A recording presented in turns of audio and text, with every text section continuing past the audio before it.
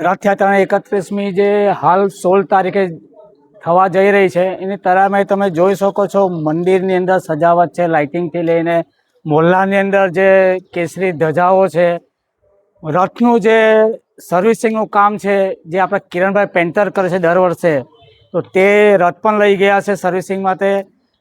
રસ્તો જે અમારો ખરાબ હતો મંદિરની આજુબાજુનો, જે અમને નગરપાલિકાના સહયોગથી આ વખતે ખૂબ જ સરસ બ્લોકની તૈયારી સાથે તમે જોઈ શકો છો ને રસ્તા બનવાની સાથે અમારા મંદિરના સભ્ય પણ એ જ રીતે એટલા જ ખુશ છે કે આ વખતે રથ કંઈક અલગ નીકળશે આપણો।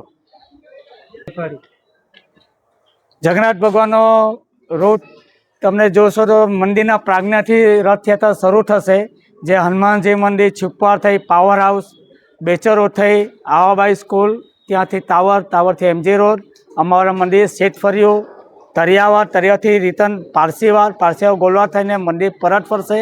મંદિર પરત ફર્યા બાદ એક આપણી મોટી મહાઆરતી થશે। આરતી થયા બાદ સર્વ ભક્ત માટે મહાપ્રસાદનું પણ આયોજન કર્યું છે। જે તમામ ભક્તો જે આવે છે, લાભ લે છે, તેમને આ મહાપ્રસાદનો લાભ લેવા ખૂબ જ ભાવભર્યું આમંત્રણ છે। અને આ મહાપ્રસાદમાં અમને વેપારી મંડળ તરફથી ખૂબ જ સહયોગ દર વર્ષે મળે છે। જે અનાજને જે કંઈ પણ છે વેપારી મંડળ તરફથી, વેપારી મંડળનો બી એટલો જ અમે આભાર માનીએ છીએ।